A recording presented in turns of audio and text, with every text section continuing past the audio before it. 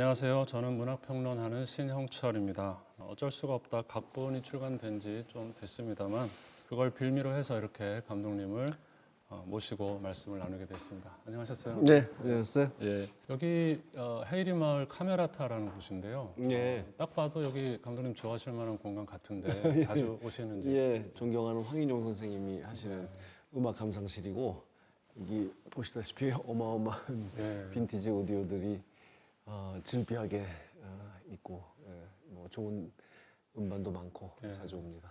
여기 와서 음악 들으실 때 또 이렇게 알아보시는 분들이 있어서 집중이 잘 안 되시진 않으세요? 예, 여기는 이렇게 음악 듣는 데니까 예. 다른 사람들한테 관심이 별로 없는 것 같아요. 그래요? 딱 좋은 곳이네요. 예. 예. 제가 어제 영화를 한번 또 다시 보고 왔는데 이제 거의 상영 마무리 단계죠? 예, 그렇죠. 아마 이번 달 말까지는 그래도 좀 상영관이 남아 있지 않을까 예, 싶은데. 그 소수의 극장에서는 좀 오래 갈 것 같고요. 네, 네. 만족하시는지 모르겠습니다. 네. 어떠세요? 저만 생각하면 네. 이 영화는 이미 관객 수 140만 명일 때 네. 손익분기점을 넘겼기 때문에 네. 물론 이제 제작비가 적진 않지만 수출을 많이 해서 아주 만족스러운 숫자라고 할 수 있고요. 네.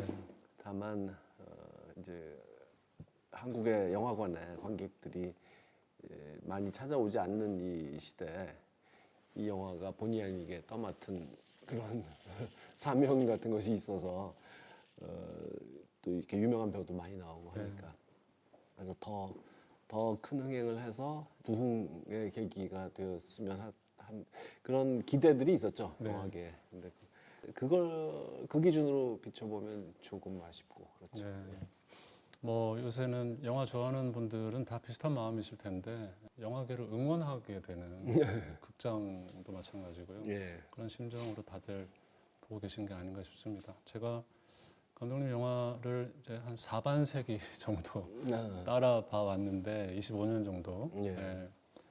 이번 영화만큼 이렇게 홍보를 열심히 하시는 거는 처음 본 것 같습니다. 예. 그 뭐 인터뷰도 워낙 많이 하시는 것 같고요. 그래서 제가 오늘 준비하면서도 지금까지 답변 안 하셨을 것 같은 질문을 하고 싶은데 그 피해가기가 정말 어려울 정도로 많은 답을 하셨습니다. 근데 제가 그걸 보면서 든 생각이 어디선가 뭐 이런 자리가 너무 많아서 아주 일시적으로나마 감독 일을 그만두고 싶다는 생각을 할 때도 있다. 이렇게 말씀하신 것도 봤고 그래서 이런 자리에 대한 피로감, 본질적으로 이런 게 필요한가라는 그런 불만. 왜냐하면 자기 영화에 대해서 자꾸 의도 차원에서 설명을 해야 되는 자리가 될 수밖에 없으니까 창작자로서는 좀 그렇죠. 필요할 뿐만 아니라 불필요하다는 생각도 하실 것 같기도 해요.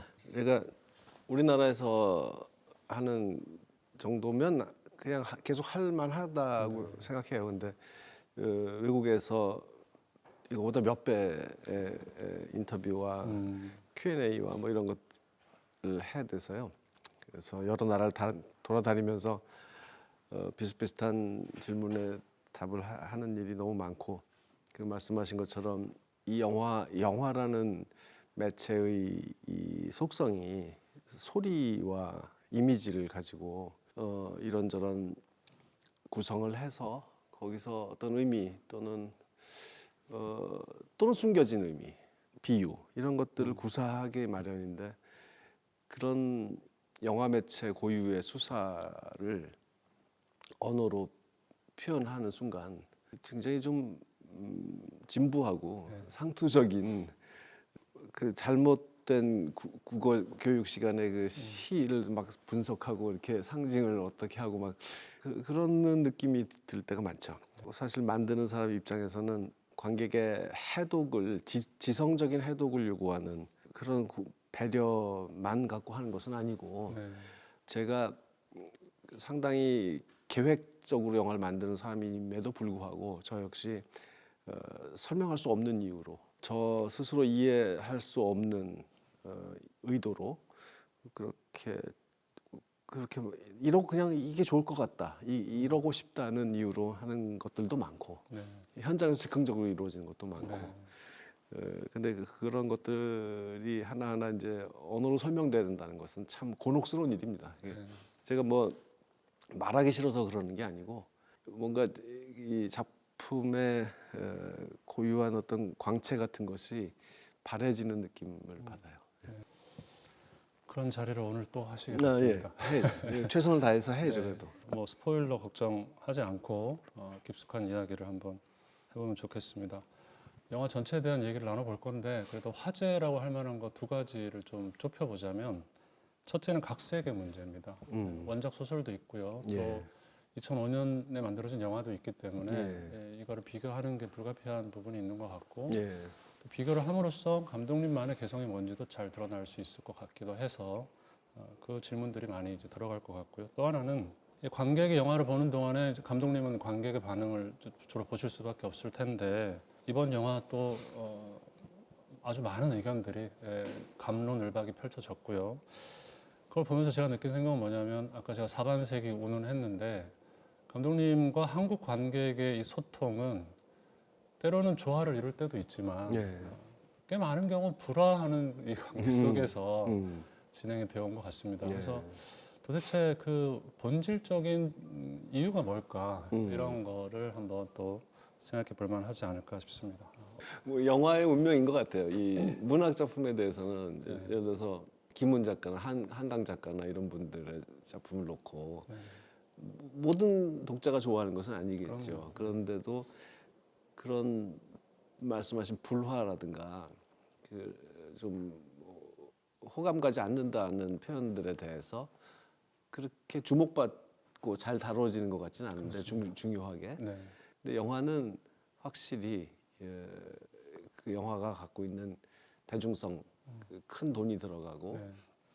그리고 사람들이 영화는 만만하게 본다라는 그런 게 좀 생각이 있죠. 네. 들어요. 근데 저는 그게 나쁘지 않아요. 영화를 그렇게 나의 아주 친근한 친구처럼 생각하면서 영화에 대해서 누구든지 쉽게 이러쿵저러쿵 평가하고 말할 수 있는 것은 이게 결국은 그것이 영화를 만만하게 보는 그 시각이 바로 영화의 힘이라고 생각합니다. 영화가 가진 대중적인 영향력이라든가 또 여타 다른 매체에 주는 그런 영향도 마찬가지고 그것이 다 그렇게 친근하고 만만하게 생각하는 데서 오는 것이라고 생각하기 때문에 받아들이고 그리고 이제 그것을 곰곰이 생각을 해보긴 하는데 제가 그 모든 그 댓글들과 그런 것을 다 읽고 그럴 수는 없죠. 네. 그리고 또 재밌는 거는 나라마다 또 크게 봐서는 한국과 외국에서 방향이 다르고 그래서 그런 사람들 중에 이제 어떤 사람은 이렇게 생각하고 저런 사람 저렇게 생각하고 하는 것들이 왜 그런지 좀 궁금하고 그러긴 합니다. 네. 그 논란을 즐기지 못하면 사실 이렇게 창작자로 살기가 어려울 것 같아요. 저 같은 사람은 소심해가지고 즐기려고 하죠. 예.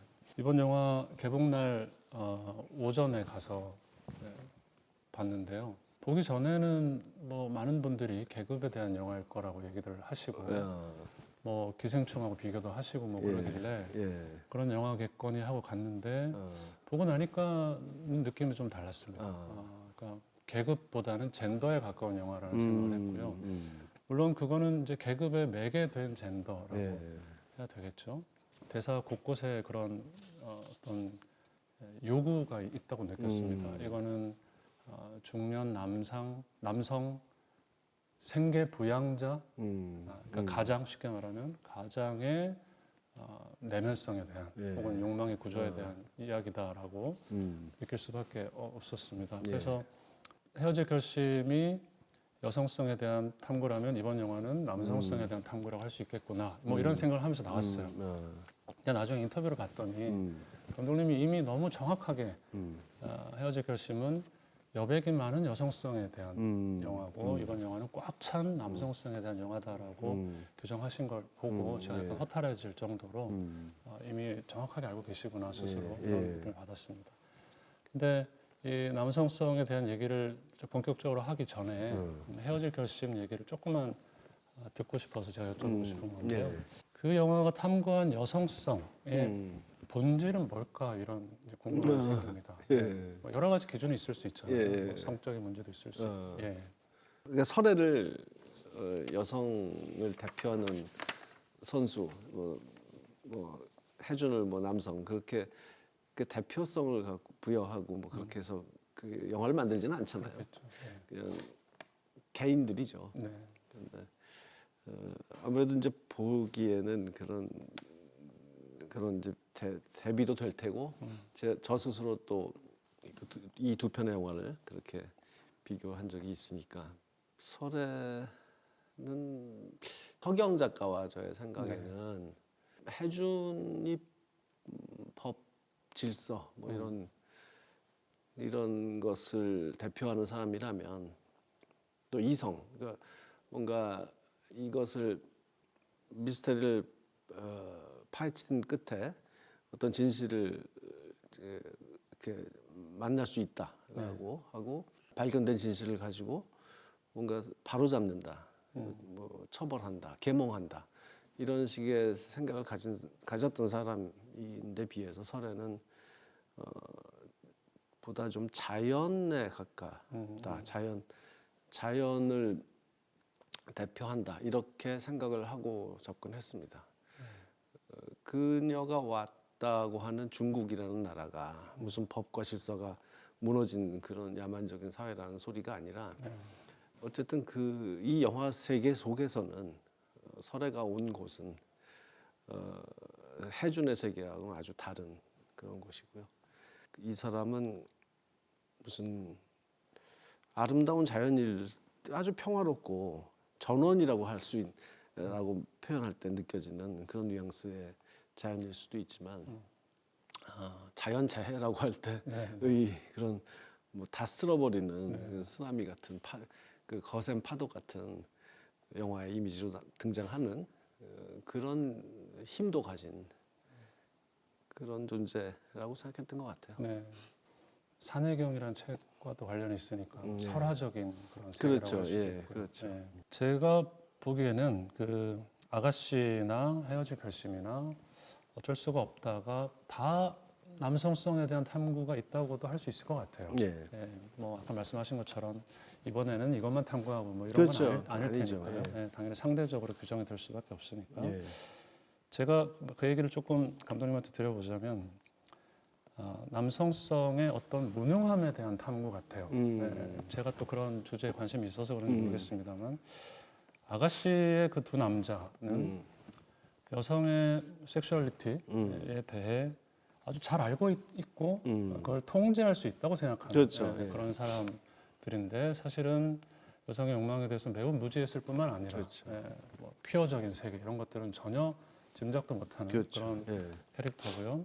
그런 의미에서 그 상징적인 대사가 그 백작이 히데코에게 하는 대사 중에 가르쳐주고 싶은 게 많아요. 이런 대사가 있잖아요. 그렇죠. 네, 그러니까 되게 아이러니한 대사. 그렇죠. 예. 오히려 배워야 될 게 많은 캐릭터인 그렇죠. 측면에서.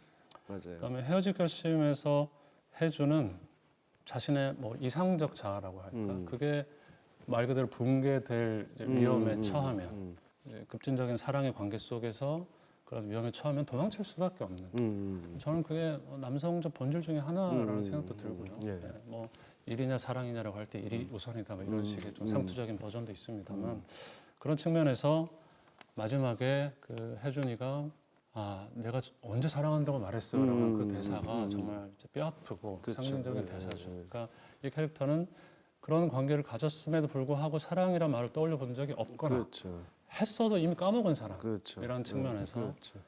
이 영화에서 사랑의 주체는 설애구나 이런 그렇죠. 느낌. 그래서 맞아요. 남성적인 사랑의 어떤 무능함이랄까 불가능이라고 예, 할까 그렇죠. 이런 좀 어려운 주제를 떠올리게 됐고요. 그 해지 결심에서 대등한 한 명의 주인공으로서 해준이 존재하지만 확실히 여성적인 느낌이다라고 말할 수 있는 것은 능동적으로 이 일들을 벌이는 사람은 설애고요.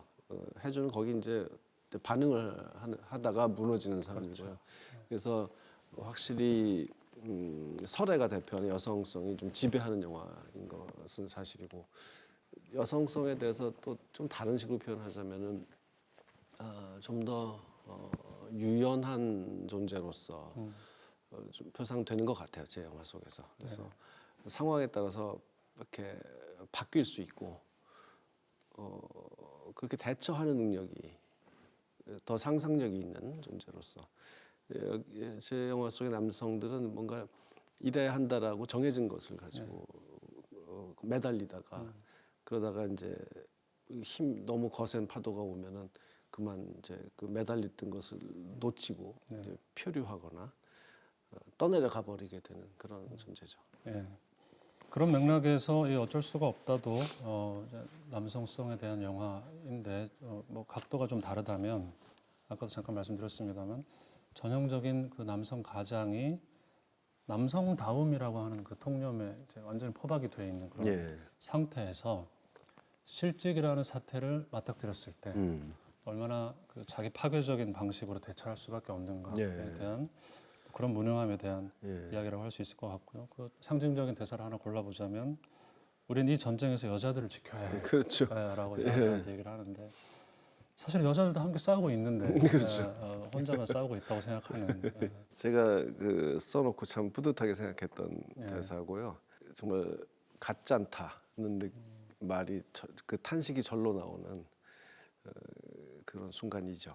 자기 아들에게 그 얘기를 할 때는 지금 문제를 일으키는 사람들은 자기와 아들인데 오히려 지들이 힘을 합쳐서 여자들 지켜야 된다라고 말한다는 것이 너무 이 뒤집힌 사고 방식이고 그때 이제 만수의 문제가 뭔지가 아주 적나라하게 드러나는 순간이고 또 그것이 이 아들에게 어떻게 또 대물림 될 것이냐.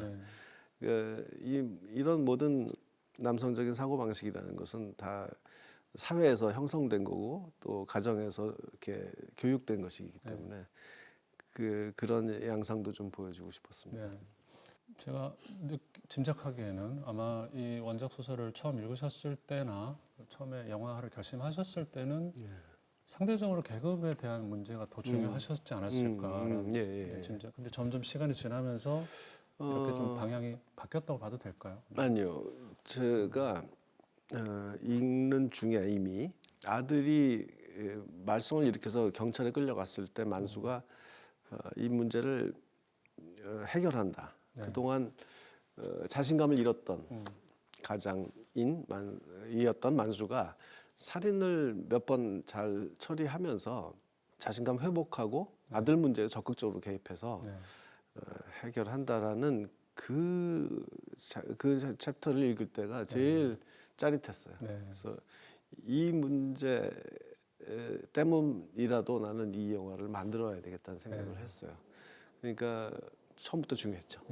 제가 참 재밌다고 느끼는 것 중에 하나가 감독님이 예전에 그 때레즈를 악갱도 읽으실 때 그 짜릿했던 포인트를 뭘 얘기하셨냐면 그 로랑이 이제 살인을 저지르고 나서 갑자기 못 그리던 그림을 잘 그리게 됐다. 맞아요. 그 어떤 거듭남의 테마라고 그렇죠. 할까? 그런 걸 특히 좋아하시는 것 같아요. 맞아요.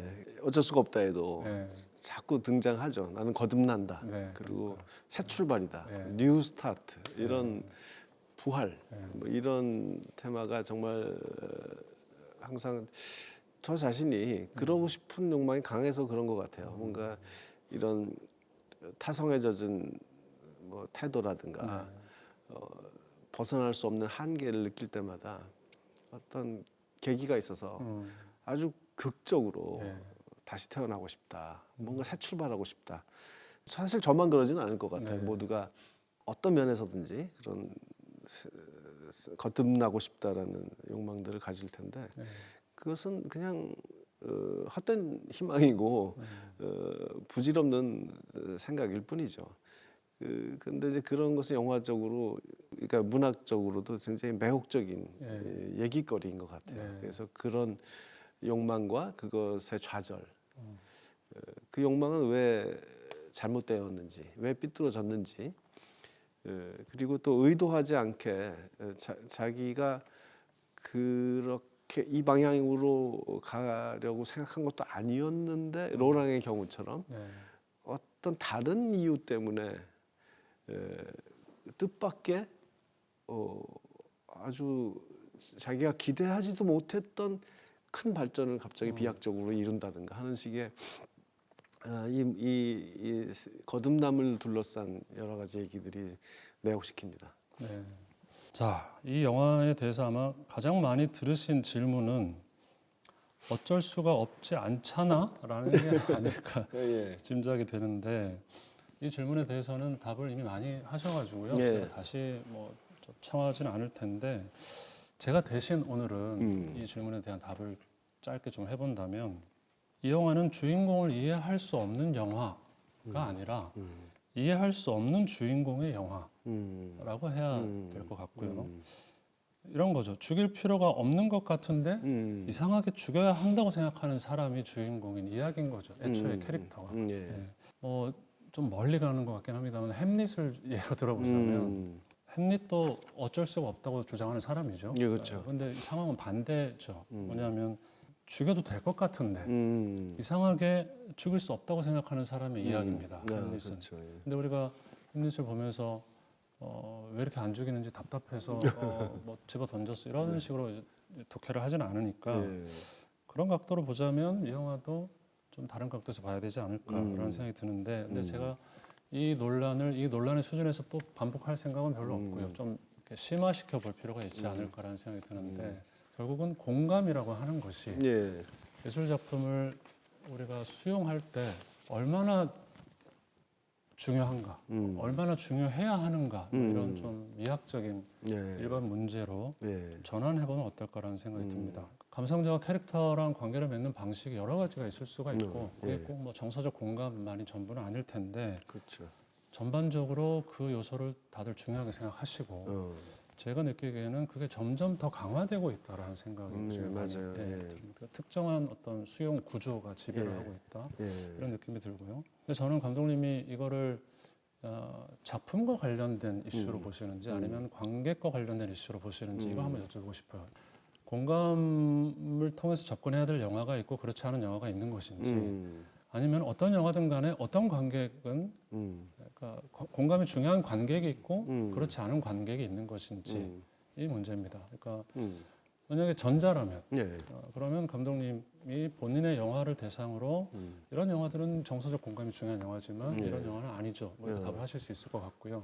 만약에 후자라면 관객으로서의 감독님은 영화를 보실 때 캐릭터와 동일시를 하거나 공감하는 게 얼마나 중요한지 아니면 안 중요한지를 한번 여쭤보고 싶어요. 그 선택을 해야 한다면 둘 중에 그렇다면 저는 관객이 중요하다고 생각해요. 이런 관객과 저런 관객이 있는 것 같아요. 죄와 벌에서 주인공에 대해서 우리가 얼마나 공감할 수 있을지 뭐 안나 까레니나한테 얼마나 우리가 동일시해서 그럴 법해라고 다 이해돼라고 할 수 있는지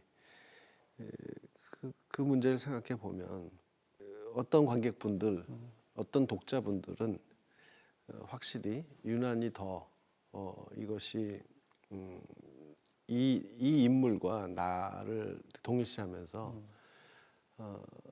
그 동일시가 잘 유지될 때에는 크게 감동하고 공감하다가 어느 순간 이럴 수는 없는데 나는 이럴 수 없는데 왜 이 사람은 이렇게 행동할까 하고 이제 거기서 떨어지게 되는 순간 더 이상 이제 따라가지 못하는 그런 상태로 빠져들게 되는 것 같습니다.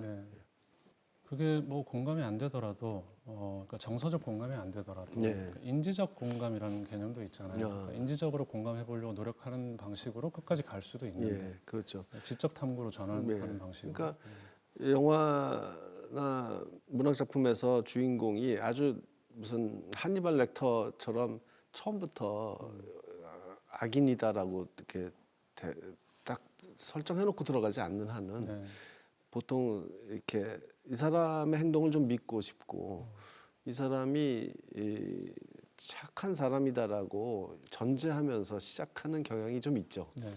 근데 사실 영화에 등장하는 사람이 다 그런 사람 아닐 것이고 특히 제가 만드는 인물들은 그냥 이렇게 선하게 딱 이렇게 구별되는 사람들이 아니기 때문에 항상 의심하고 봐야 되는 사람들이죠.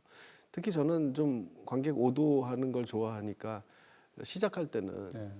상식적인 사람, 착한 사람, 그는 믿어도 되는 사람 이렇게 시작하기를 좋아하죠.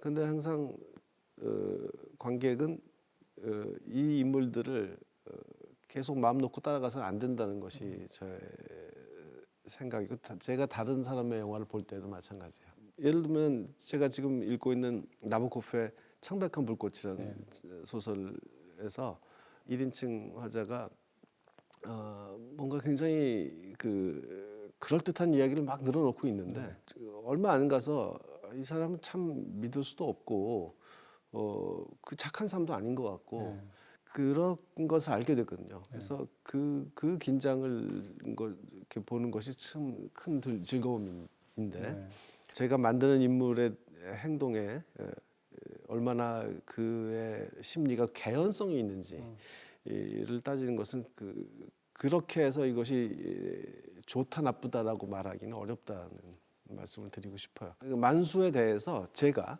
감독인 제가 작가인 제가 이 사람은 올바른 사람이에요. 이 사람을 믿으세요라고 이 사람은 당신과 똑같은 착한 사람이에요라고 관객한테 그렇게 제안하는 것은 아니라는 말씀이죠. 네. 아마 어떤 관객은 지금 감독님 말씀을 듣고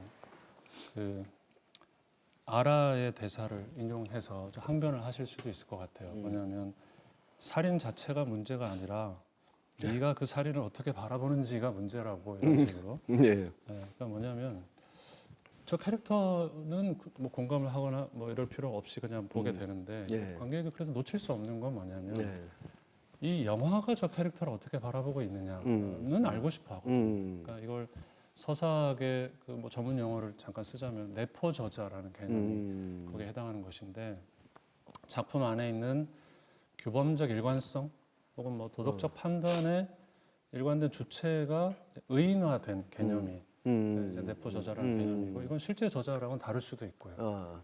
작품마다 내포 저자가 달라지는 작가도 있을 수 있으니까. 근데 그걸 잘 모르겠다. 이 만수라는 캐릭터를 실제 저자인 박찬욱 감독님이 혹은 내포 저자가 어떻게 바라보고 있는가 이 문제입니다. 그래서 이거는 이 영화가 감독님 영화가 흔히 보통 어렵다라는 말을 하시는 관객들이 많은데 그건 지적으로 어려운 문제는 아닌 것 같아요. 왜냐하면 지적으로 어렵다면은 그거는 관객들이 오히려 같이 수수께끼 풀듯이 풀면서 즐기는 분들도 많고. 어려운 영화 전혀 아니죠. 네네. 근데 그것보다는 도덕적으로 어려운 영화. 그렇죠. 그러니까 어떻게 바라보고 있는지가 모르겠다라는 그 문제인 그렇죠. 것 같습니다. 그러니까 어렵다, 그러니까 지적으로 어렵다와 도덕적으로 어렵다라고 말할 때 그 비교해서 어렵다는 말이 같은 단어지만 다르죠. 그러니까 도덕적으로 어렵다라고 할 때는 제가 즐겨 쓰는 표현으로는 좀 난처하다. 난처하다. 그런 것이 바로 제가 제일 중요하게 생각하는 것이고 제가 잘 쓰는 말로 그 도덕적인 딜레마 상태야말로 제가 어떤 이야기를 떠올릴 때 또는 원작 소설을 이렇게 발견할 때 제일 중요하게 생각하는 기준이고 그것을 느낄 때 다른 작가의 작품을 보면서도 그것을 느낄 때 저는 항상 큰 쾌감을 갖게 됩니다. 그래서 이 인물을 우리가 어떻게 봐야 하느냐, 내가 어떻게 봐야 하느냐를 놓고 관객 개개인이 다 그런 난처함을 느끼기를 바랍니다. 나라면 저럴 수 있을까도 포함해서 또 나는 저렇게 안 하겠지만 저 사람을 조금이라도 공감할 수는 없을까? 저럴 수도 있겠다라고 저런 사람도 있겠다라고 생각할 수 있을까? 궁극적으로 이 제가 생각하는 이야기들은 이렇게 우리 보통 사람들이 상식을 갖고 살아갈 때 그리고 큰 풍파 없이 살아갈 때 겪는 일들을 다루지 않습니다. 저는 그런 이야기는 별로 흥미를 못 느끼고요. 어떤 상상할 수 없는 극단적인 상태 그런 조건에 놓였을 때 어떻게 반응하는지를 이제 지켜보는 과정일 테고요. 그렇기 때문에 저런 상황에 놓였다면 어떤 사람은 저렇게 행동할 수도 있겠다라는 그런 상상력을 지평을 넓히는 쪽으로 봐주시길 바라는 거죠. 예. 난처한 것까지는 괜찮은데 가끔은 이제 화를 내시는 분들도 있습니다. 예. 예. 그러니까 내부 저자가 끝내 답을 해주지 않는다는 느낌이 들고 심지어는 코드가 잘 맞는 사람한테만 몰래 뭔가 답을 말해주고 있는 것 같다는 느낌. 그러니까 뭐 박찬욱 감독님의 영화를 좋아하는 사람들만의 어떤 코드 뭐 이런 것들로 나를 소외시키고 있다라는 그런 느낌. 그런 것도 적절히 받으시는 것 같아요. 그럼 뭐 감독님이 책임지셔야 될 일은 아닙니다만. 예. 네. 예, 사실 그런 일은 어렵지만 매 작품 저는 새로운 새 출발한다는 마음으로 만들고 있고 그 전 영화들과 좀 다른 작품을 만들고 싶어 하기 때문에 정말 관객도 신인 감독 모르는 감독의 어떤 작품이 뚝 떨어졌다는 그걸 본다는 마음으로 봐주시면 정말 좋겠어요. 예. 그래서 저는 한 번도 제 영화에서 어떤 작가주의 이론에서 말하는 것처럼 일관된 무슨 스타일, 일관된 뭐 테마 이런 것을 이렇게 발견하는 것 그런 일은 별로 관심이 없습니다. 그렇게 봐주시길 바라지 않습니다. 네. 원작 소설을 이번 기회에 읽어보신 분들이 꽤 있으신 것 같은데, 그 희생자가 뭐 7명에서 뭐 3명으로 줄었다 뭐 이런 것보다 사실 제가 보기에 더 중요한 것은 원작 소설에는 1인칭 서술자가 나오잖아요. 그렇죠. 아주 강박적이고 편집증적인 그리고 뭐 선택 여지가 없어 어쩔 수가 없다죠. 그 대사를 여러 번 하면서 밀고 나가는 그런 캐릭터가 자기를 직접 서술하고 있고 그래서 독자가 읽다 보면은 경계를 안 할 수가 없게 되더라고요. 이 사람 말을 고지고대로 들어서는 안 된다. 그러니까 이제는 이 캐릭터의 얘기를 듣는 척하면서 내포 저자의 말을 더 잘 들어봐야 되겠다 이런 식으로 이제 이중적인 소통을 하게 되는데. 근데 문제는 이제 영화에서는 그 내레이션을 하지 않는 한, 그 신뢰할 수 없는 서술자의 효과를 만들기가 어렵잖아요. 그래서 제가 2005년 영화를 봤더니 그 코스타 가브라스 감독님은 녹음기 설정을 집어넣으셨더라고요. 그래서 살인을 저지른 다음에 자기 스스로 녹음을 하는 자연스럽게 내레이션을 대체하는 효과 이런 게 있고 뭐 그 효과가 크진 않습니다만.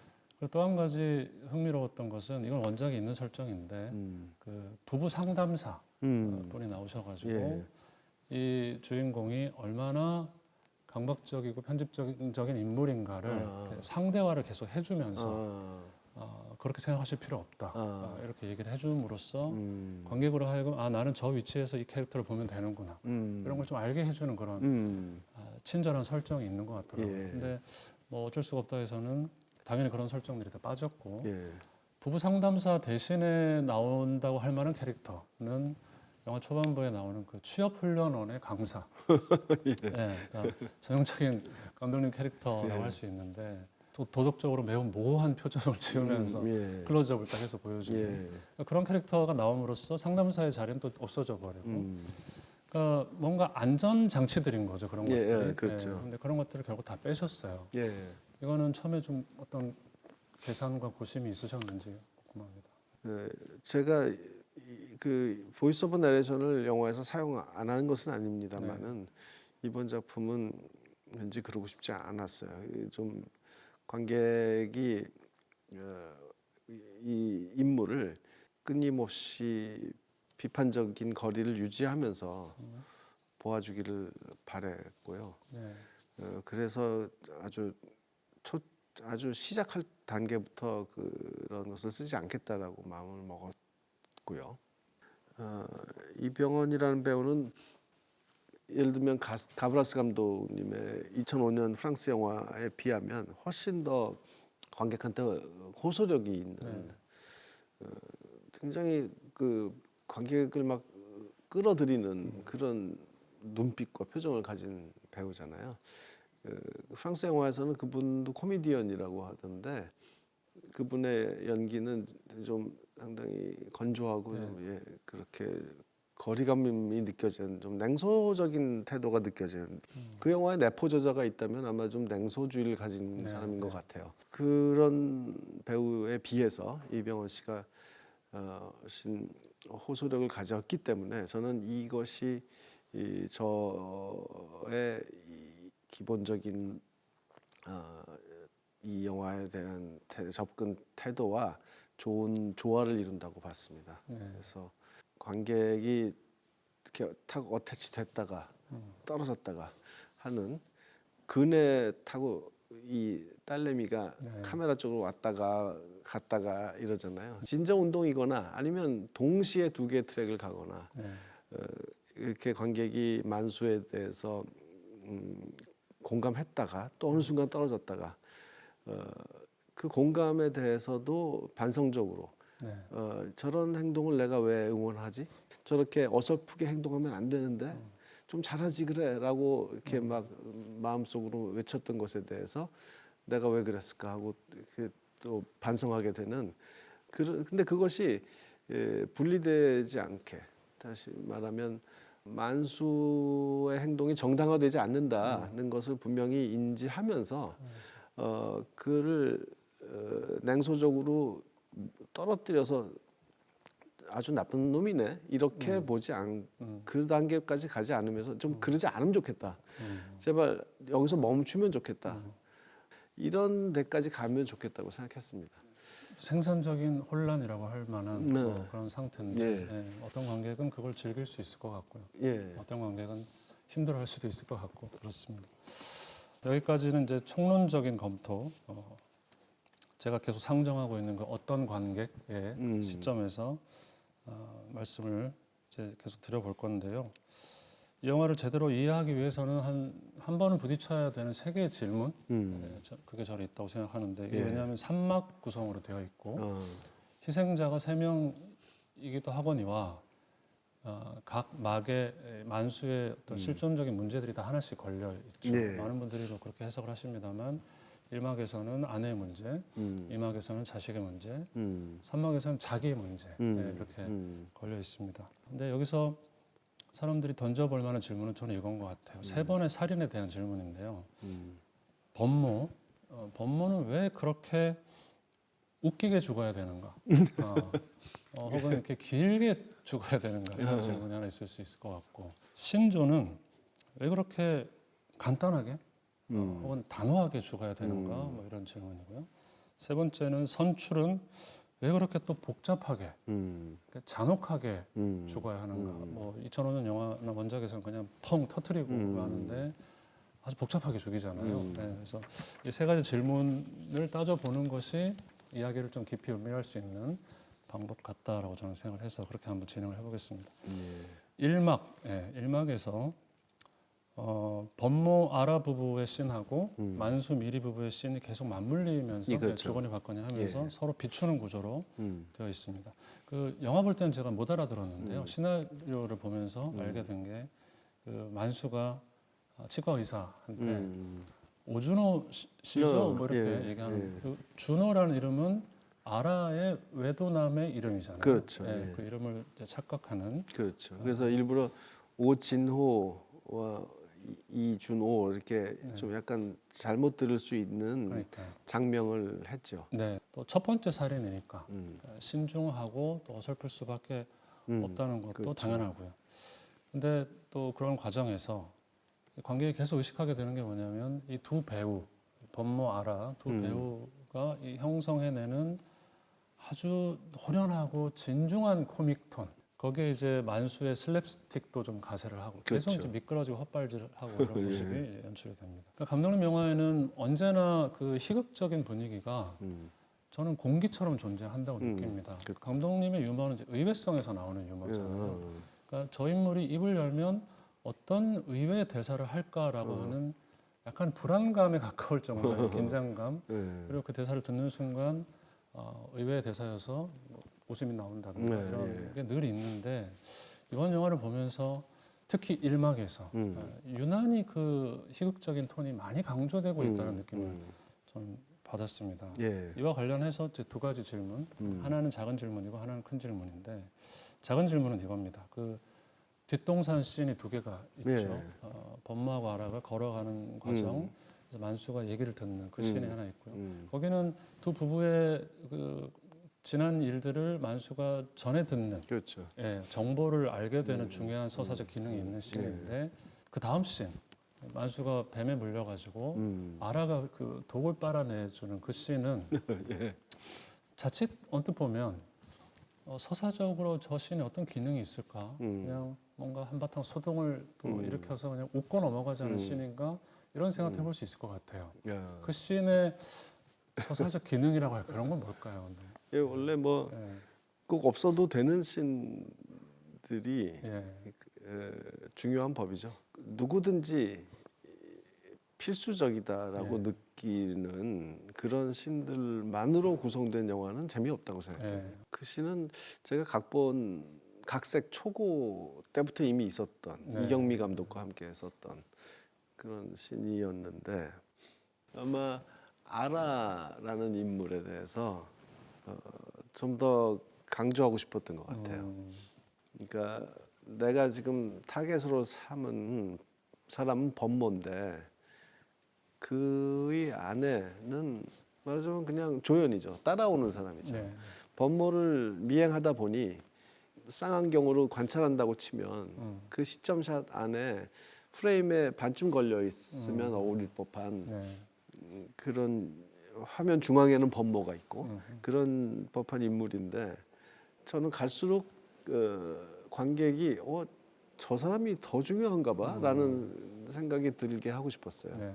아라는 어떤 삶이다라는 것을 잘 보여주고 싶었어요. 그래서 막 아주 능동적인 사람, 그 남을 도와주려고 하는 사람, 또 연극에서 한 것을 적용한다. 그러니까 이 혼동하는 사람, 그 무대에서 연기하는 것과 실제 생활을 혼동하는 사람, 그런 여러 가지들을 보여줌으로써 결국 아라는 미리를 대신하는 사람이잖아요.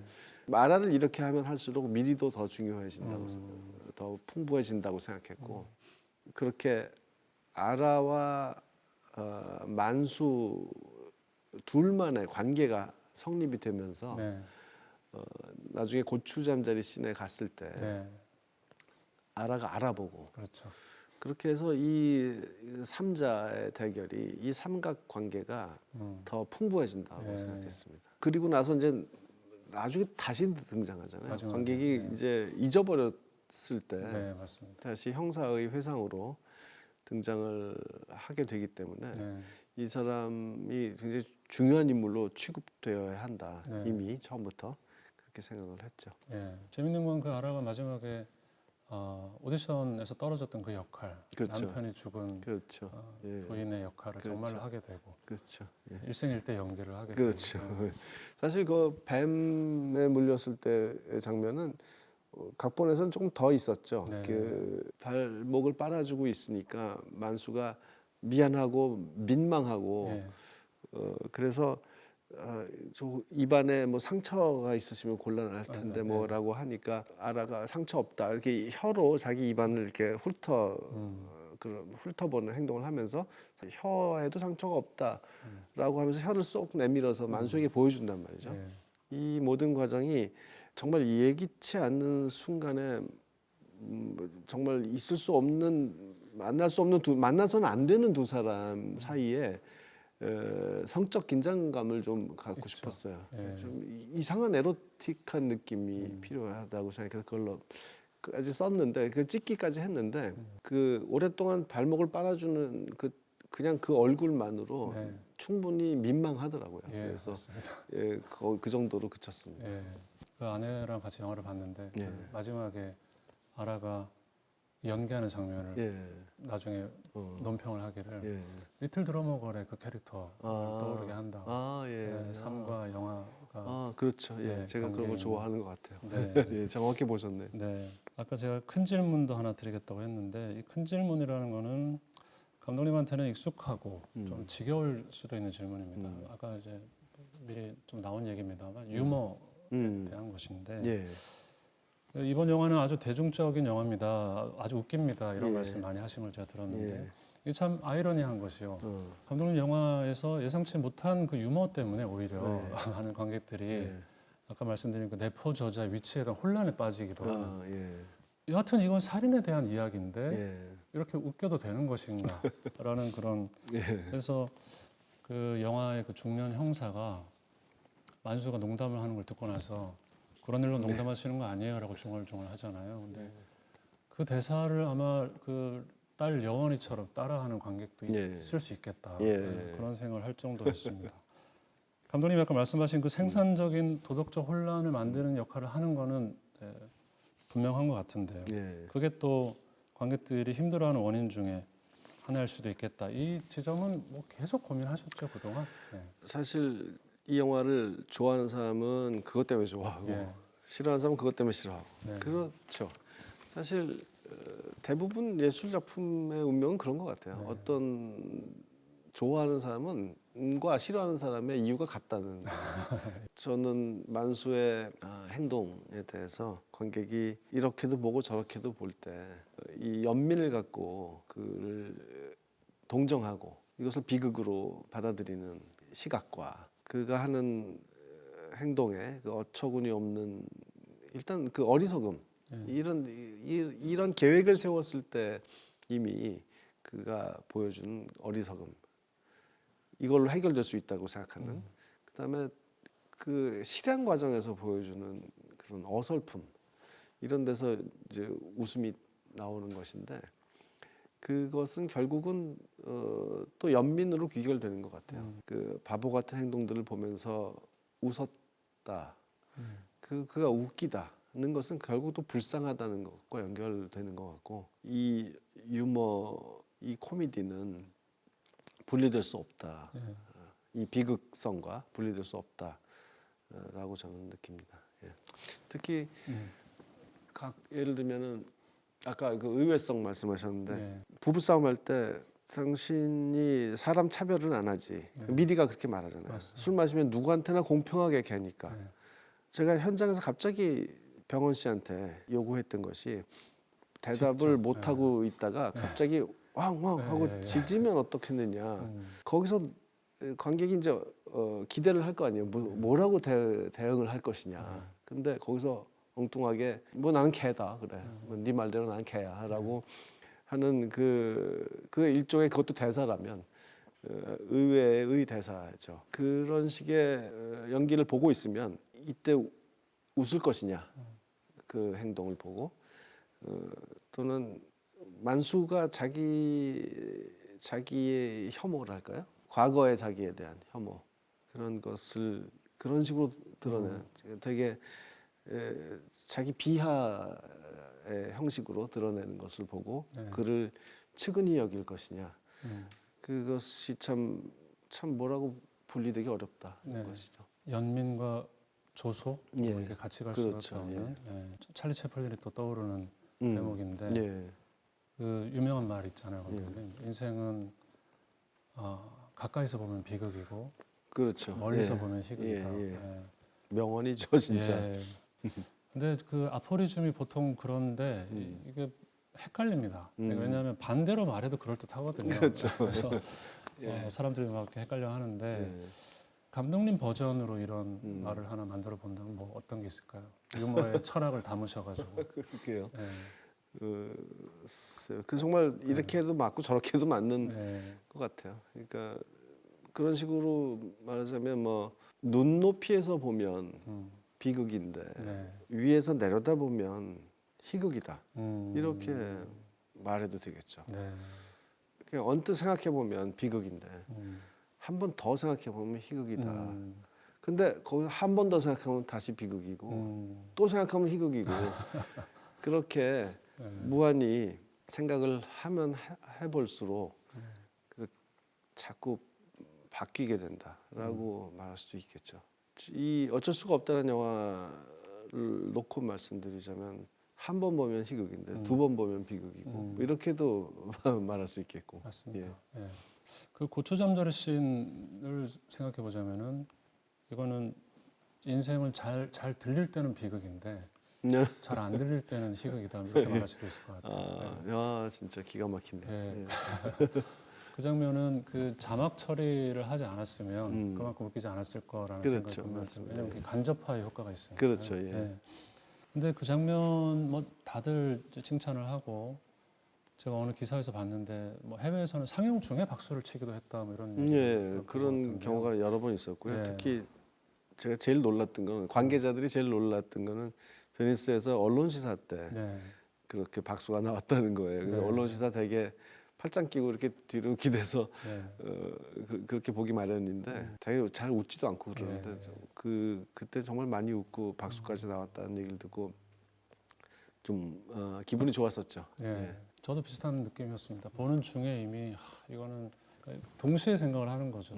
야 이런 연출을 누가 할 수 있을까라는 생각을 하면서 예, 즐기면서 맞습니다. 봤는데 그래서 그 외국에서 상영을 할 때에도 그 한글 자막은 그 씬에서는 그냥 뒀어요. 아, 이것이 하나의 영화적인 장치라는 것을 분명히 하기 위해서. 예. 그래서 외국 관객들은 영어 자막은 뭐 화면 상단에 따로. 아, 네. 그래서 분명히 이게 영화의 일부다라는 점을 확실히 했죠. 아 그렇게 해야만 그걸 알 수 있겠네요. 그렇죠. 생각해보니까. 그렇죠. 예. 근데 그 장면의 매력은 그냥 희극적이다라는 말로는 좀 설명이 부족할 것 같고요. 감독님하고 잘 어울리는 표현인데 부조리함, 뭐 이런 표현을 또 안 쓸 수가 없습니다. 예. 부조리하다라는 말은 역사가 깊은 말입니다만 제가 생각하는 핵심은 그냥 엉망진창이면 이건 부조리가 아니고 예.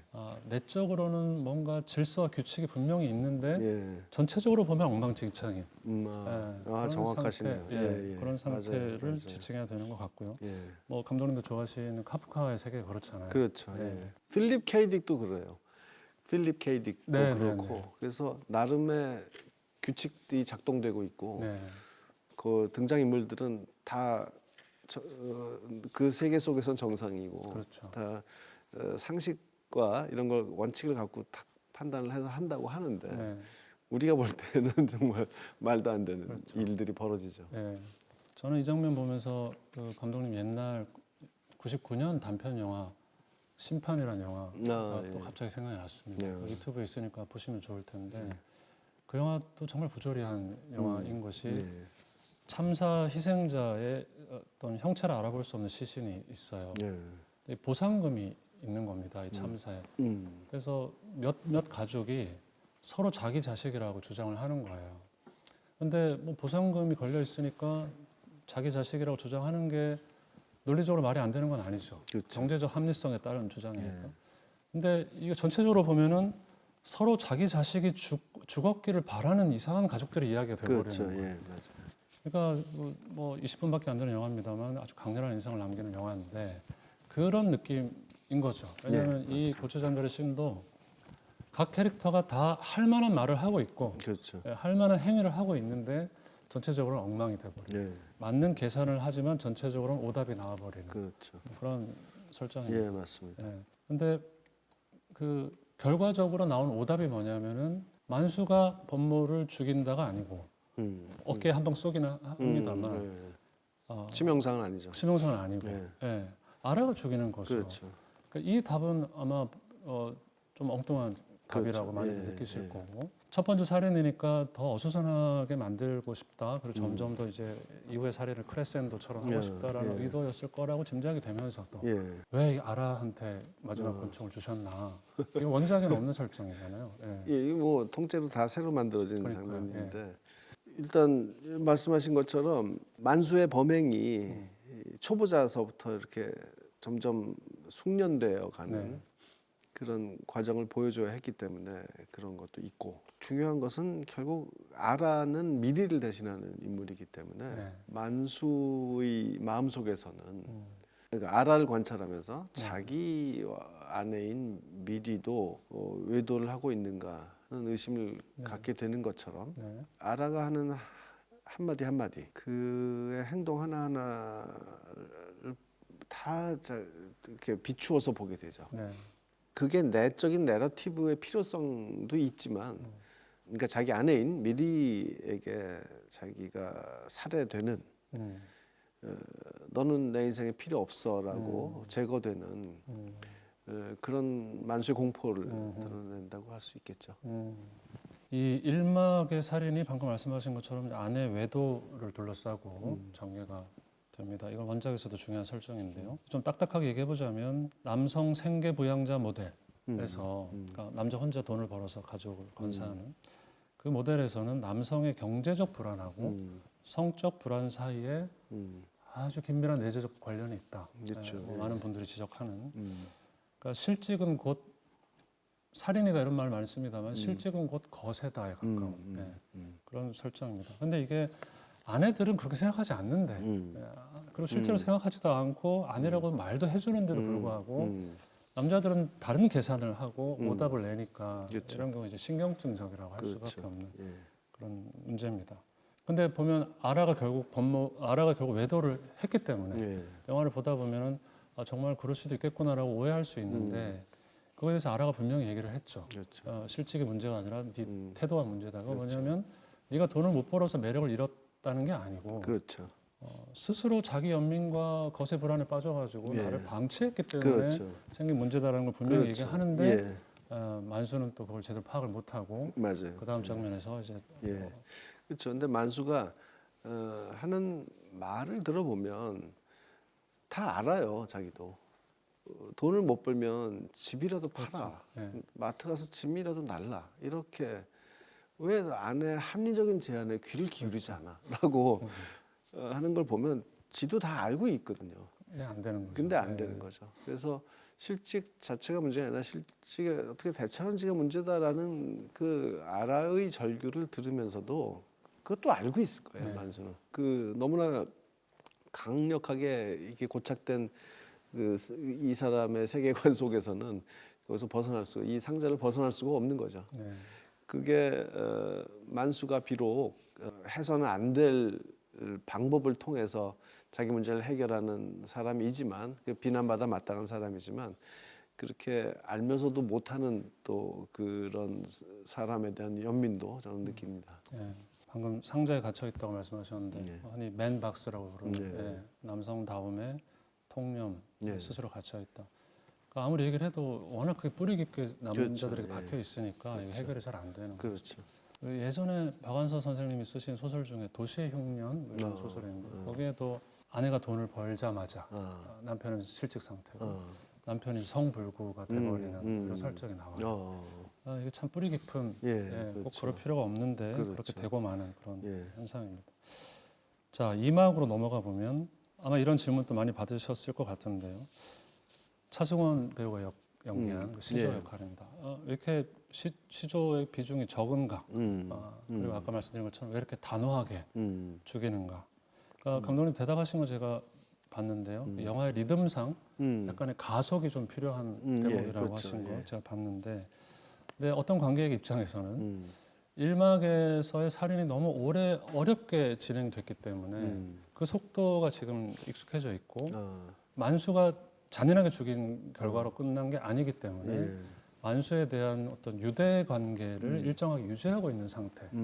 그래서 저놈이 나쁜 놈은 아니야라는. 근데 그 시조를 만나고 나오는 순간에 너무 단호하게 이제 물론 거기서도 한번 실수를 하긴 합니다만 짧게 끝나는 걸 보는 순간 약간 충격을 받는 그런 느낌이 있었을 것 같고요.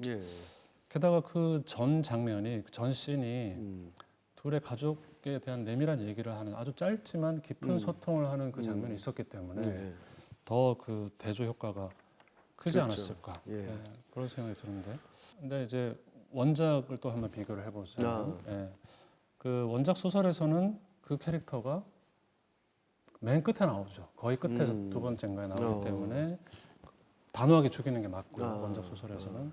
근데 그때는 6번째 죽는 사람이기 때문에 단호하게 죽여도 그냥 그러려니 하는 느낌. 근데 아마 코스타 가브라스 감독님도 뭔가 그런 느낌을 받으셨는지 그 2005년 영화에서는 그 옷가게 그 캐릭터와 둘이 대화를 좀 많이 나눈 뒤에 안 죽이고 나가는 것으로. 그리고 이 캐릭터는 나중에 스스로 목을 매는 그걸 범인이 되어버리는 이런 설정을 이렇게 예. 하셨단 말이죠. 아, 그래서 이 시조 캐릭터가 감독님의 1구와 최종구 사이에 어떤 변화를 겪었을까 예. 이게 좀 궁금해지죠. 예, 좀 줄었죠. 네. 이 범모를 죽이는데 이렇게 오래 걸렸다면 네. 관객은 그렇게 생각할 것 같아요. 분명히 그 3명의 타겟을 다 보여줬는데 사진으로 그래서 1, 2, 3 순서까지 매겨가면서 네. 그랬는데 야 이게 한 사람 처리하는데 이렇게 오래 걸리면 앞으로 이 영화는 몇 시간을 더 봐야 되는 것인가 하는 공포에 사로잡힐 것 같았어요. 그래서 이 리듬을 근데 단지 그냥 영화가 길어질까봐가 아니라 네. 어떤 때는 예상보다 길고 어떤 때는 예상보다 짧고 이랬을 때 변칙의 엇박자의 리듬이 영화의 긴장을 만든다고 생각을 했고요. 그리고 저는 사실 그렇게 단호하다고 생각하지는 않았어요. 네. 그가 우선 구두 가게에서 그냥 떠나죠. 일단은 그거는 포기예요. 포기하고 떠난 가브라스 감독의 영화에서처럼 그냥 포기하고 떠나는 거예요. 딸에 대한 사랑도 받고 시조의 그래서 이건 못하겠다라고 떠났는데 네. 시조가 정말 자기 무덤을 파는 행동을 하죠. 그래서 불러 세우고 예. 정말 1초만 늦게 불렀어도 가버렸을 텐데 네.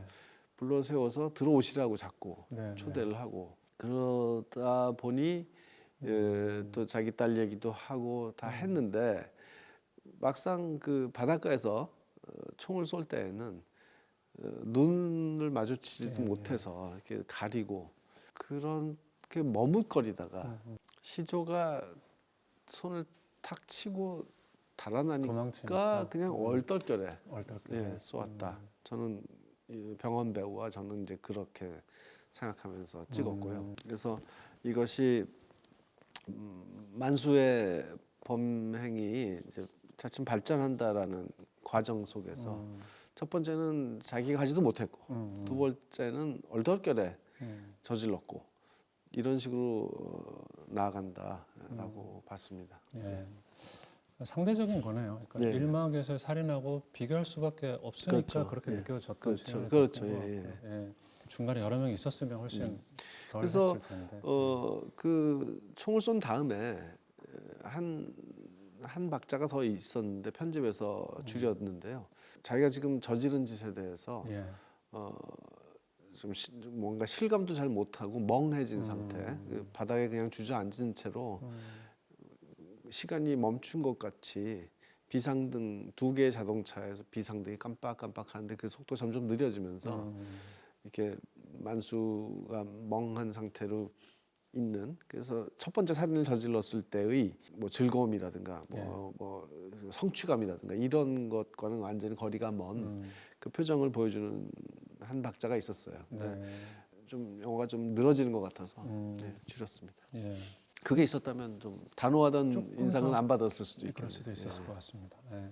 근데 뭐 그 시조를 둘러싼 씬이 좀 짧아야 되는 또 다른 이유는 이막은 결국 아들에 대한 이야기 또 한 그렇죠. 축이니까 예. 그 이야기를 길게 또 그렇죠. 할 수밖에 그렇습니다. 없는 예. 측면이 또 있고요. 결국은 뭐 역시 중년 남성의 가족 이야기라고 보게 만드는 그런 비중인데 이막에 대해서는 이 시나리오를 보면 그런 표현이 있습니다. 멋진 아빠 놀이라는 표현이 딱 아주 정확한 표현으로 저는 느꼈습니다.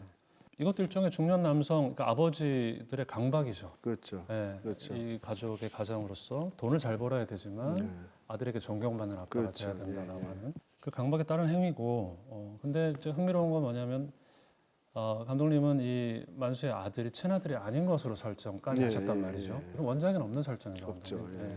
짐작되는 바가 있긴 한데 굳이 또 그렇게 하신 설명을 좀 듣고 싶습니다. 짐작을 어떻게 하시는지 궁금하네. 네. 저는 미리가 중요했어요. 예. 이게 동시에 일어난 생각인지 시차가 있었는지 잘 기억이 안 나는데 일단 미리가 한번 이혼 경험이 있고 서사를 좀 부여하고 싶었어요. 그냥 영화에 늘 나오는 주인공의 아내, 네. 뭔가 헌신적이고 순종적이고 이런 사람이 아닌 네. 뭐가 됐든 관객이 상상할 수 있는 어떤 근거가 제시되어서 그래 이혼했어, 총각인 이 남자와 결혼했어. 그런데 자기는 대졸인데 이 남자는 아니야. 그 뭐 여러 가지 상상을 각자의 생각에 따라서 예. 할 수 있게 그렇게 근거를 주고 싶었어요. 그러다 보니 이제 여기까지 오게 된 건데 미리는 어떤 아픔이 있었고 그런데 적극적으로 자기 운명을 개척해서 말하자면 새 출발했다, 네. 거듭났다, 이런 사람이고 그것이 만수에게 당신도 할 수 있다라고 자기가 경험해 본 사람으로서 자신 있게 해줄 수 있는 말이고 또 만수는 만수대로 자기 친자식은 아니지만 네. 똑같이 아이를 보살피고 그렇게 아끼고 사랑한다라는 예. 것을 우리가 이후에 정확히 보여줄 수 있다면 예. 그럼 만수에게도 좀 더 좀 풍부한 뭔가가 생기지 않겠는가. 예. 만수는 이런 사람이야라고 뭐 딱 잘라서 말할 수 없는 그런 걸 만들어 주고 싶었어요. 예. 또 하나는 이 대물림이라는 것이 예. 그 어떤 유전적인 혈통적인 것이 아니라 예. 결국 생각과 사고 방식 이런 데서 이어지는 것이다라는 것도 보여주고 싶었고요. 예. 오히려 친아들이 아니기 때문에 예. 더 그럴 수 있다. 그렇죠. 예. 저는 좀 잔인한 해석을 했던 것 같습니다. 뭐냐면 친아들이면은 그만큼 노력할 필요가 없지 않았을까 오히려 그 멋진 아빠가 돼야 된다. 예. 사실상 만수한테는 딸과 아들 사이에 부정할 수 없는 차이가 있지 않았을까. 그래서 그게 오히려 강박이 돼서 더 강력한 멋진 아빠 놀이를 하게 만드는. 그러기 위해서 일부러 더 그런 설정을 하신 게 아닐까. 예, 제가 그런 생각하고 쓰지는 않았는데 네. 정말 충분히 가능한 실제로 만수라는 사람이 있다면 충분히 그랬을 것 같다는 네. 생각이 드네요. 네. 예. 자, 이제 산막 얘기를 해보겠습니다. 아까 처음에 제가 던진 질문이기도 한데요. 이거부터 먼저 드리면은 왜 이렇게 잔혹하게 죽여야 했을까라는 예. 선출을 예. 네, 그런 생각 하신 분이 좀 예, 있지 않았을까 저는 싶습니다. 별로 그러고 싶지 않았는데 이경미 감독이 그렇게 예. 농담이고 발전이 필요했죠. 네. 그래서 잔인하다라고도 볼 수 있겠지만 복잡하다. 좀 복잡하다 예, 예. 또는 전문적이다 전문적이다. 또는 더 계획적이다. 예. 더 저 복잡한 계획을 잘 세워서 수행한다는 예. 것이었고요. 제가 각본에 지문으로 쓴 것이 법모집에 자주 그 뒷동산을 방문할 때 직장에 출근하는 사람 같다라는 느낌을 주고 싶었던 것처럼 선출을 처리하는 것에서도 어떤 직업적인 사명감을 가지고 어떤 프로페셔널리즘을 가지고 아주 철저하게 예. 주도 면밀하게 임한다. 그런 인상을 주고 싶었습니다. 예. 그리고 이것은 미디의 대사에서 나오는 것처럼 만수가 이미 겪었던 일이고 네.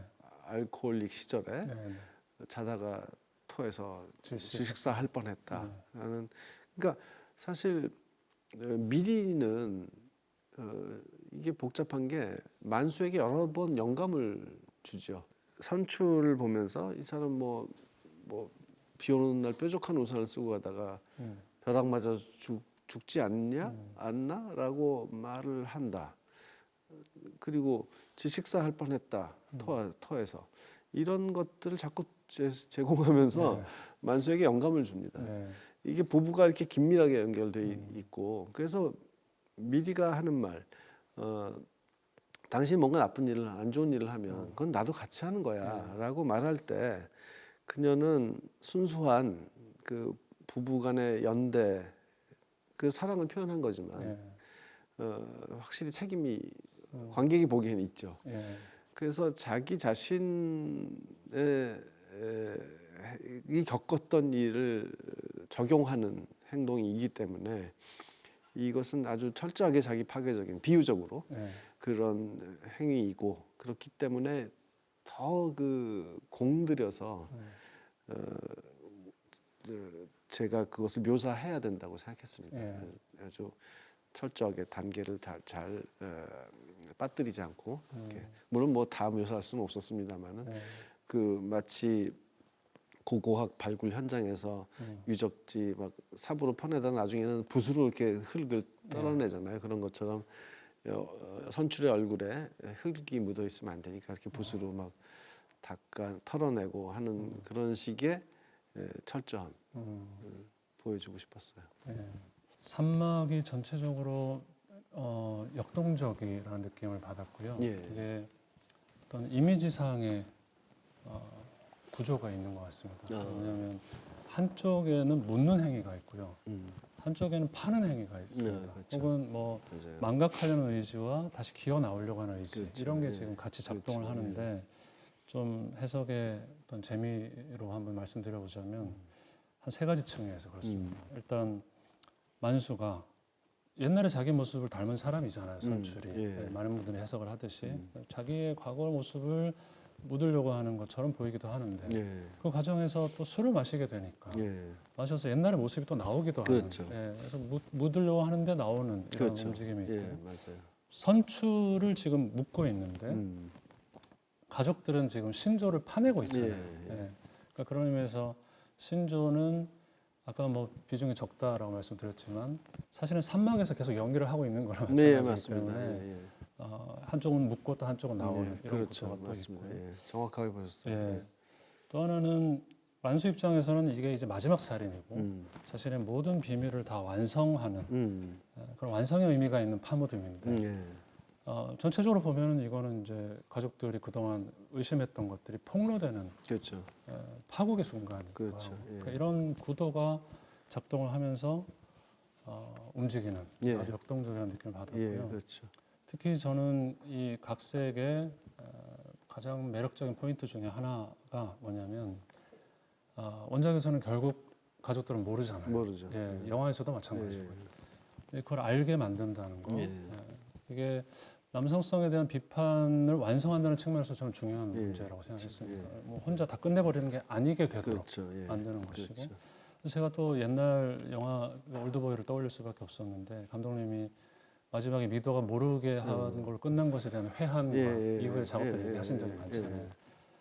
마치 미도가 두 개로 분할된 것 같은 느낌. 아내는 분명히 알게 되고 딸도 혹시 뭔가 알고 있을지도 모르는 느낌을 주는 그런 효과. 그래서 결국은 여자들이 모르지 않도록 만들어버리는 그렇죠. 그런 결말이라는 점에서 또 올드보이가 떠오르기도 하고 그랬었습니다.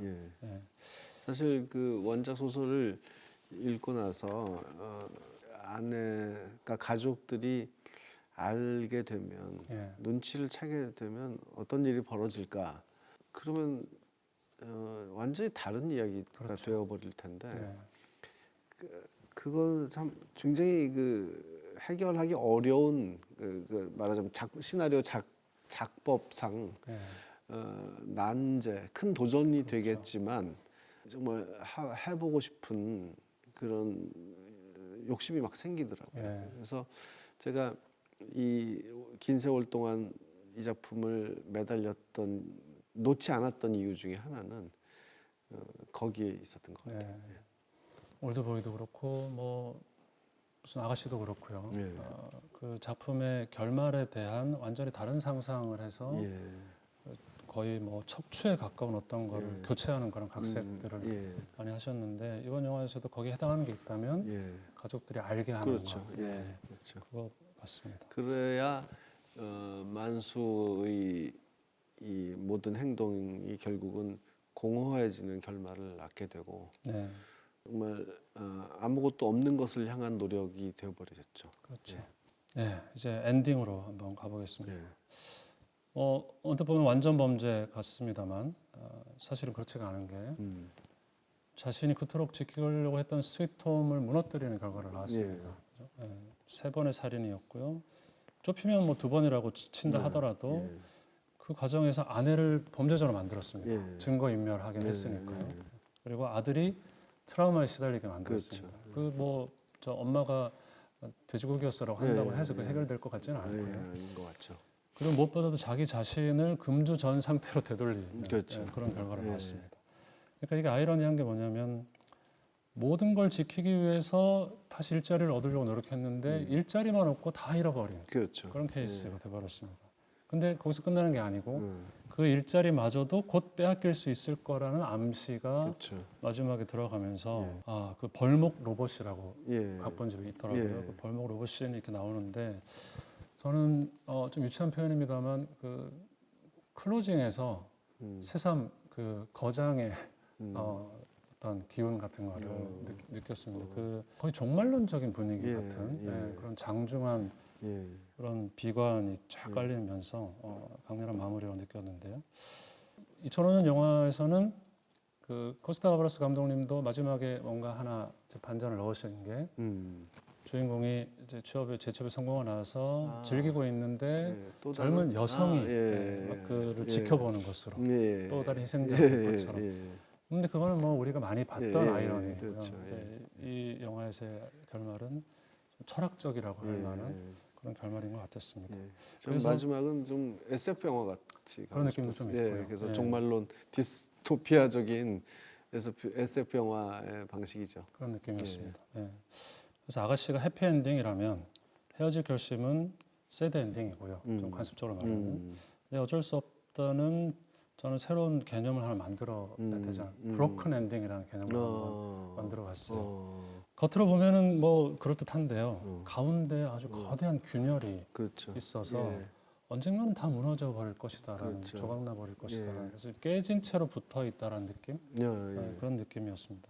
그래서 마지막 질문인데 그 각본집 기준으로 167번 씬 미리가 아들한테 네 친아빠 아니야라는 그 씬을 삭제한 것이 저는 적절했다라는 사후적인 판단입니다. 왜 그러냐면 이 균열은 균열 스스로 어느 순간 드러나야 되는 것이지 미리가 뭔가 준비를 하고 아들한테 알려주고 이런 식으로 균열을 가시화하는 것은 더, 더 그런 위험하다라는 이유로 판단이 있습니다. 삭제했죠.